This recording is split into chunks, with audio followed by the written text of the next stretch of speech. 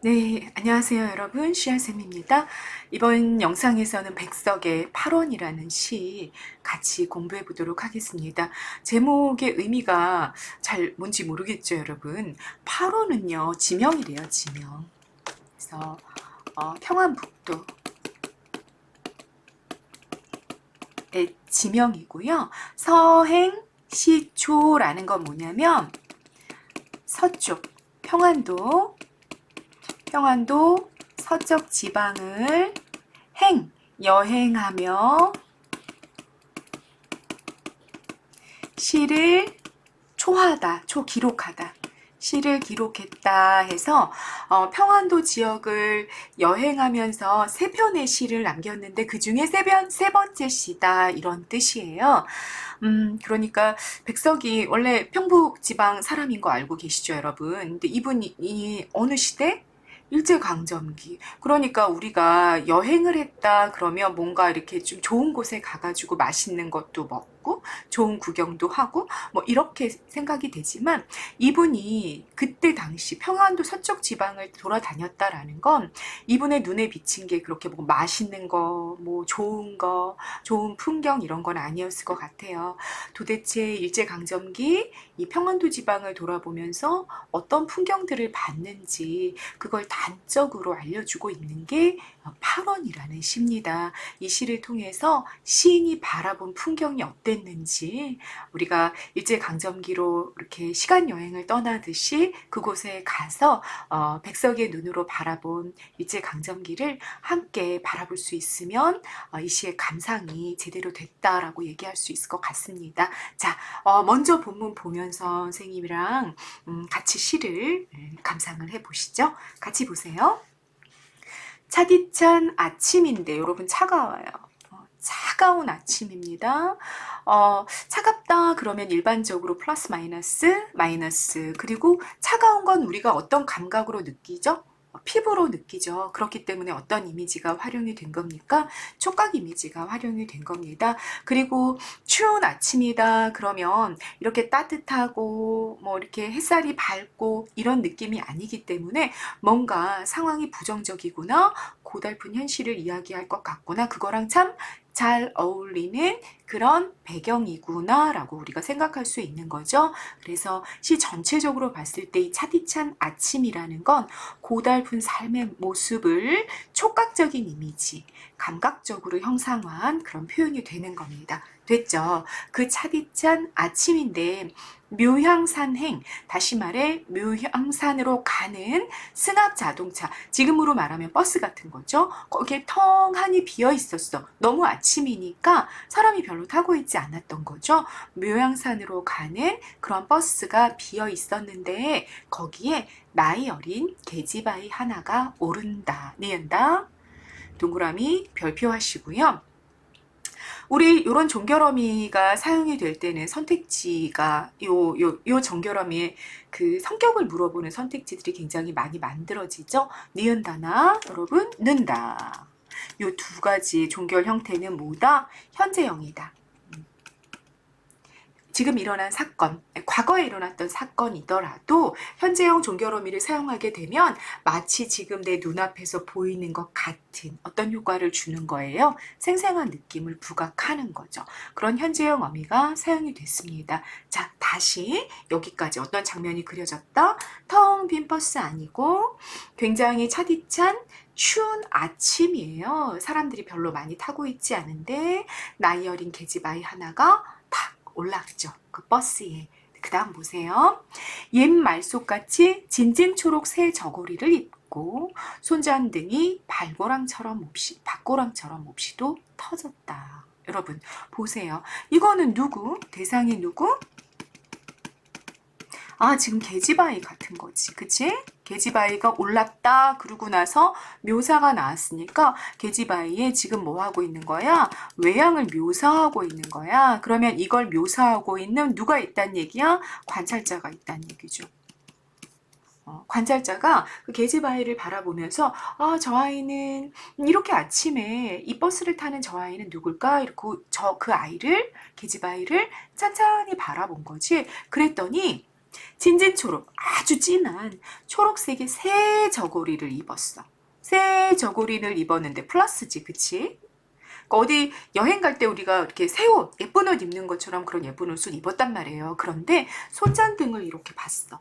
손을 언뜻 이렇게 시선이 손으로 갔는데 손은 어땠냐면 고랑처럼 몹시 터졌어. 그러니까 막 추운 날 땅이 짝짝짝 갈라지고 터져 나가는 것처럼 손이 막 터져 있는 모습이 보였어요. 플러스예요, 마이너스예요? 요거는 마이너스죠. 그래서 여러분 여기에 뭐가 일어났어? 대비가 일어났어. 새 저고리랑 아주 진 초록색의 예쁜 새 저고리랑 이 터져나간 손장 등의 대비가 일어났고요. 이런 플러스와 마이너스의 대비가 일어날 때 부각되는 건 뭐예요? 마이너스가 부각이 되는 거죠. 그렇죠? 그래서 이 그 새 저고리보다 눈이 더 많이 가는 게 뭐가 되는 거야? 터져나간 손잔등이 되는 거지. 됐죠? 그래서 표현법과 효과를 선생님이 이렇게 정리해 놨습니다. 입고 있는 새 옷과 대비되는 손장 등의 마이너스의 모습을 통해서 계집아이의 힘든 삶을 부각하고 있는 표현 기법이 여기에 사용이 됐다라고 이야기하게 되는 겁니다. 이해가 다 되셨죠? 계속 봅니다. 계집아이는 자성으로 간다고 하는데 자성은 여기에서 350리고 묘향산 150리, 묘향산 어디에서 삼촌이 산다고 한다. 네, 여기까지 같이 봅시다. 자, 계집아이가 지금 이 상황을 보니까 계집아이가 버스에 올라타고 났는데 너무 어린아이가 어딘가로 가고 있으니까 옆에 어떤 어른이 있었던 것 같아. 아니면 이 어른이 화자일 수도 있죠. 어쨌든지 누군가가 계집아이랑 대화를 나눈 거예요. 만약에 그 대화를 나눈 상대가 자기 말고 화자 말고 제3자였다면 아마 이 화자는 화자도 그 계집아이의 사정이 궁금해서 이렇게 귀를 기울여서 듣고 있는 사람일 수 있고 아니면 직접 화자가 계집아이로부터 그런 얘기를 들었을 수도 있는데 사연인 즉슨 이 아침에 이 계집아이 어린아이가 왜 혼자 버스에 올랐느냐? 자성으로 간대. 그런데 자성은 여기서부터 350리 길이고요. 그리고 거기서 다시 150리 길을 더 가면 묘향산이 나오는데 묘향산이 이 버스의 종점인 거죠. 그런데 이 묘향산의 어디쯤에 삼촌이 산다고 해요. 그러니까 계집아이는 지금 어딜 향해 가고 있는 거야? 묘향산의 어딘가쯤에 산다고 하는 삼촌을 찾아가고 있는 중이다라는 정보를 들은 거죠. 뭐뭐 한다고 한다. 여러분 우리 이런 형태를 뭐라 그래? 간접 인용문이라고 그러죠. 그 간접 인용문을 통해 어떤 정보를 알았다? 화자가 현재 누군가 대화를 하고 있는 여자아이를 관찰하고 있거나 그 여자아이와 직접 대화를 나눴고 그 대화를 통해서 화자는 아이가 삼촌을 만나러 먼 여행길을 가야 한다는 사실을 알게 된 것이 이 문장을 통해 노출이 된 겁니다. 됐죠? 자, 중간에 여러분 자성이라든지 묘향산이라든지 이런 구체적인 지명이 나오고 있죠? 이렇게 구체적인 지역명, 지역 이름이 나올 때에 그 효과를 우리는 뭐라 그러냐? 향토성, 토속성이 부각된다라고 이야기합니다. 그 지역적인 그 시골이 갖고 있는 그 지역이 갖고 있는 특징이 드러나는 거 우리가 토속성, 향토성이라고 말하는 거죠. 그게 드러나는 구체적 지명도 나왔습니다. 그리고 여러분 이 아이가 500리 길을 가야 된단 말이야. 500리 길이면 여러분 한 200km 정도 된대요. 엄청나게 먼 길이죠. 그죠? 그 먼 길을 가서도 묘향산에 구체적으로 삼촌이 어디에 사는지 나왔어? 안 나왔어? 안 나왔어. 그러니까 묘향산에서 이 아이가 버스를 내렸다고 해보자. 막막한 거지. 삼촌이 사는 곳까지 또다시 어떻게 찾아가야 할지 이런 게 되게 막막하고 불확실한 그런 모습으로 지금 그려지고 있는 중이에요. 그래서 이 수치 350리, 150리이라는 이 구체적인 수치가 부각하고 있는 거는 무엇이냐라고 물어보게 되면 굉장히 고통스럽고 고단한 계집아이의 인생길을 상징적으로 보여주는 수치다라고 우리가 정리할 수 있고요. 또 묘향산 어디라고 정확하게 삼촌이 사는 것을 밝히고 있지 않잖아요. 그냥 어디인지 라고 말하고 있단 말이에요. 불확실한 행선지를 그냥 밝히고 있는 거야. 그러면 함축적인 의미는 계집아이의 굉장히 고통스러운 미래, 도대체 이 아이의 미래가 어떻게 될지 너무 불확실한 거지. 그런 것들을 함축적으로 전달하는 정보라고 볼 수 있겠습니다. 됐죠? 여기까지가 발행이고요. 여기까지 차창항 풍경을 관찰하는 모습이 나왔습니다. 그 다음 보십니다.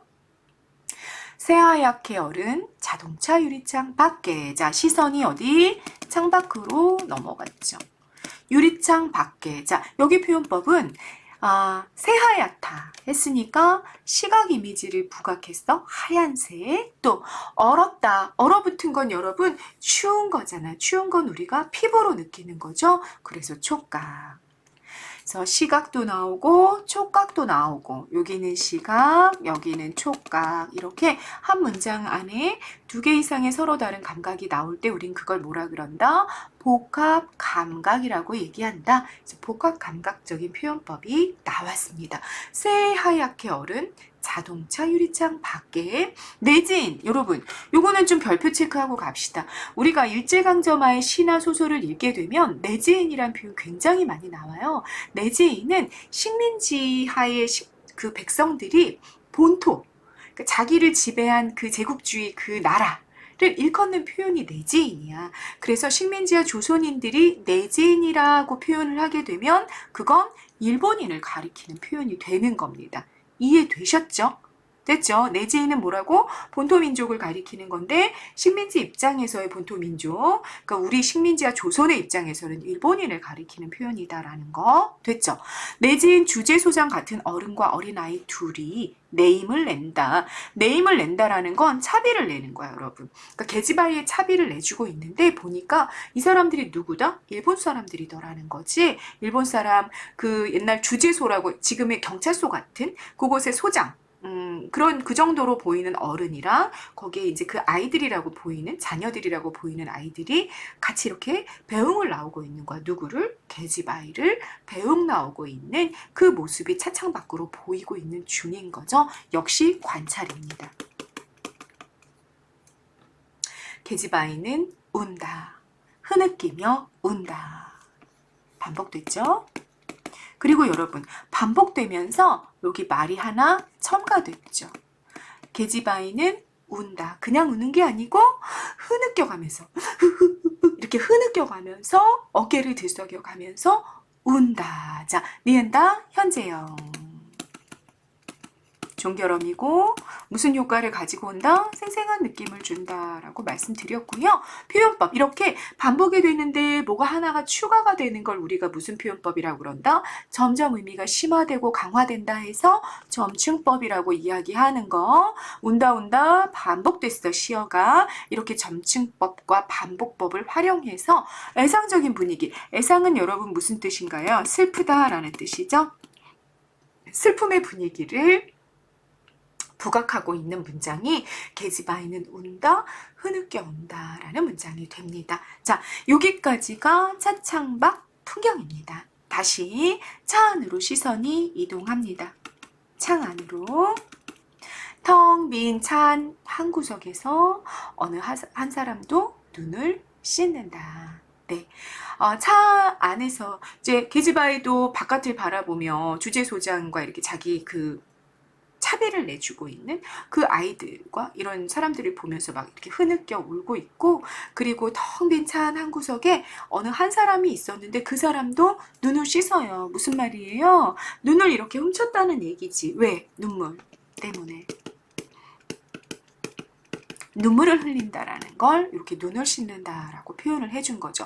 그러면 어느 한 사람은 과연 누구였을까가 궁금해지는 거지. 여기 보니까 텅 빈 버스 아니었다 그랬으니까 아마도 여기 타고 있고 계집아이를 관찰하고 있는 이 어느 한 사람은 화자가 아니었을까라고 우리가 생각하게 된다는 겁니다. 그래서 이 표현이 중요해지는 거예요. 별표 체크 하시고요. 이 어느 한 사람이라는 건 아마도 누구로 보인다? 화자로 보이는데, 화자가 텅 빈 차 한 구석에서 나도 눈물을 흘린다 이렇게 표현하지 않고 어느 한 사람도 눈을 씻는다 이렇게 표현했단 말이지. 그럼 그건 어떤 효과를 가지고 오느냐, 어떤 표현이냐? 화자가 자기 스스로를 마치 다른 사람인 것처럼 객관화한 거죠.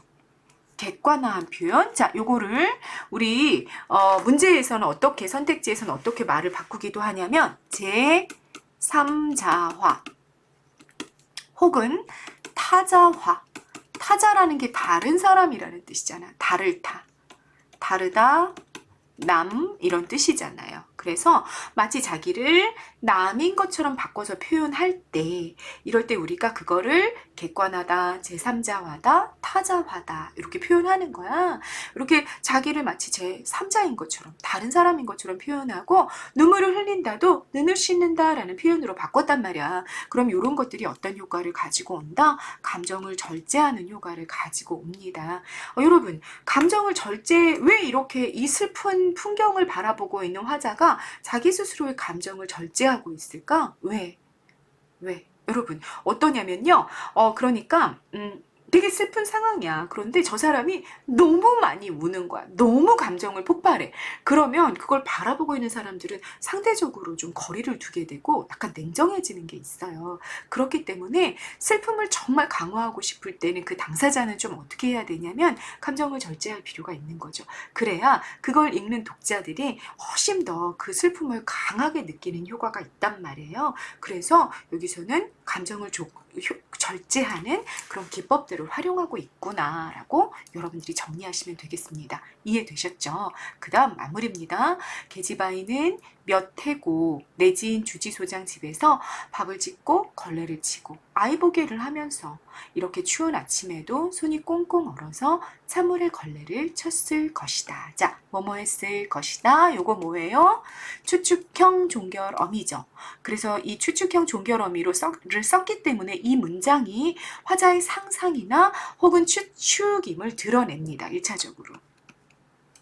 그러니까 이 어느 한 사람이 울면서 그 계지바이의 그 과거의 시간들을 상상한 거야. 아, 지금 저 주제소장, 저 사람이 아마 주인이었나 보다. 저 계지바이의 주인이었고, 이 계지바이는 그 주지소장 집에서 몇 년 동안 밥도 짓고, 걸레를 빨아서 걸레로 걸레질도 하고, 또 아이도 돌보고, 그렇게 식모살이를 하면서 추운 겨울에도 어떻게 했어? 손이 꽁꽁 얼게 찬물에 걸레를 빠는 그런 아주 고달프고 고통스러운 삶을 살았구나. 그리고 무슨 이유에서인지 이제는 그 집을, 그래도 자기 몸을 의탁하고 있어서 그래도 안전했던 그 집을 떠나서 어딘지 모를 그곳에 있다는 삼촌을 찾아가고 있는 거구나.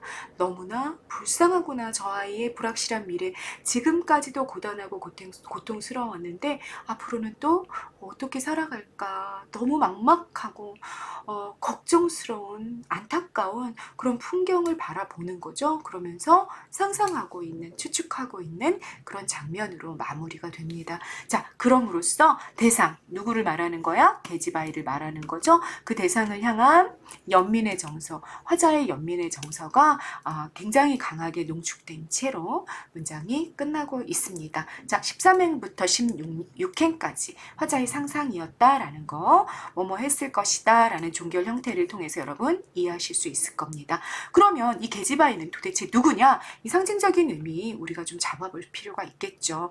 자, 이런 계집아이들이 한두 명이었겠냐는 거지. 그 일제강점아 부모를 잃어버린 아이들, 고아들이 그렇게 많았다잖아요. 또는 부모들이 너무 가난해서 살기 힘드니까 딸들은 팔아버리는 경우도 되게 많았단 말이에요. 그렇게 팔려 나온 아이일 수도 있어요. 그래서 정말 부모 없이 정말 어린 나이에 막 9살, 10살 그런 나이에 스스로 고통스러운 삶을 살아냈어야 되는 거지. 이런 어린 아이를 통해서 뭘 드러내고 싶어 했느냐? 일제강점아 비참한 삶을 영유히 갔던 우리 민족 전체의 삶을 보여주고 싶어 했던 것 같다. 그래서 이 계지바이는 여러분 대유적인 존재라고 볼 수 있습니다. 대유법 뭐죠? 부분으로 전체를 대표하는 비유. 이걸 뭐라 그런다? 대표하는 비유다 해서 대유법이라고 하는 거 아시죠? 그러니까 계지바이는 식민지와 우리 조선의 백성들 전체를 대표하는 그런 인물로 우리가 그 상징성을 이해해 볼 수 있겠다라는 얘기입니다. 그래서 그 정말 추운 아침에 버스에서 만난 계지바이를 보면서 일제강점하에 우리 민족의 삶의 비애, 고통 이런 것들을 드러내고 있는 시가 백석의 8원이라는 시였습니다. 성격 보시면 여러분 애상적이다 나왔어. 무슨 뜻이라 그랬어요? 슬픔이란 뜻이라고 얘기했습니다. 사실적인 거 뭐 실제로 이 화자가 바라본 풍경, 관찰한 풍경을 앞부분에 제시해주고 있죠. 그 부분은 굉장히 사실적이다라는 느낌 받으실 수 있었을 겁니다. 자, 특징 정리하고 갑시다. 엄격한 행위나 연애 구별이 없죠. 그죠? 그래서 이게 굉장히 산문적이다라고 우리 보통 이야기합니다. 이렇게 시처럼 시 같은 느낌이 안 들어. 이렇게 문장이 이렇게 줄줄 풀어지면서 줄글로 되어 있죠. 그래서 행위 구별도 안 보이고 연애 구별도 보이지 않는 그런 산문시, 산문적인 특징을 보여주고 있습니다. 그러면서 자동차 속에서의 상황과 차창 밖의 상황을 사실적으로 묘사, 마치 그림을 그리듯이 우리 머릿속에 그림이 떠오를 수 있을 만큼 외양을 묘사해주고 행동을 묘사해주는 그런 일들을 했죠. 현재형 어미, 니은다 아까 확인하셨고요. 현장감, 생생한 느낌을 준다라고도 다시 표현해 볼 수 있겠습니다. 그리고 화자가 관찰한 사실이 나왔고 판단한 내용은 뭐예요? 제일 마지막에 상상 부분이죠.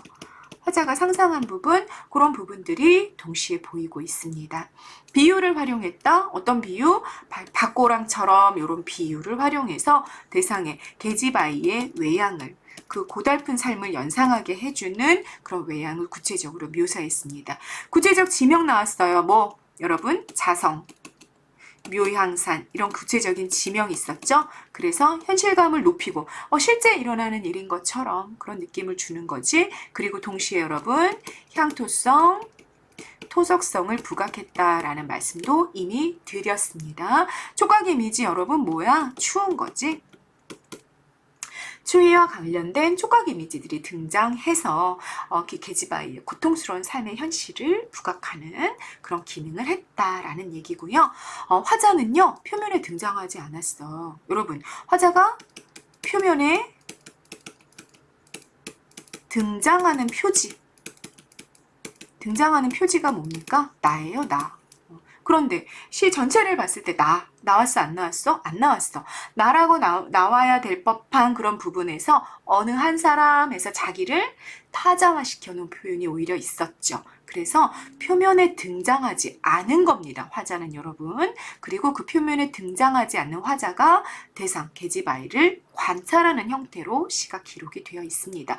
그렇게 하면서 무슨 효과? 감정을 절제하는 효과를 가지고 왔죠. 됐죠? 계절적인 배경 언제다? 겨울이다. 차디찬 아침이라고 표현했으니까 그래서 작품의 분위기 굉장히 슬프고 꽁꽁 얼어붙은 고통스러운 그런 분위기와 주제의식을 심화하는 잘 어울리는 겨울이라는 계절적인 배경이 선택되어 있구나라는 것까지 특징까지 해서 우리가 정리했습니다. 자, 8원이라는 시 여러분 8원이라는 곳에서 시적 화자가 바라본 계지바이의 고통스러운 삶의 현실 우리가 같이 바라보면서 같이 안타깝고 우리 먼 옛날에 우리 민족들이 이런 고통스러운 삶을 살았구나. 어린아이조차도 이렇게 오히려 어린아이이기 때문에 오히려 더 고통스러운 삶을 피할 수 없었구나. 이런 과거가 반복되지 않으려면 우리가 어떻게 해야 되는 걸까? 이런 고민도 좀 되고 그때 당시에 사람들의 삶에 대한 연민도 굉장히 많이 일으키는 그런 시였던 것 같습니다. 네, 백석의 8원이라는 시 같이 감상했습니다. 이번 영상은 여기까지 찍겠습니다. 감사합니다.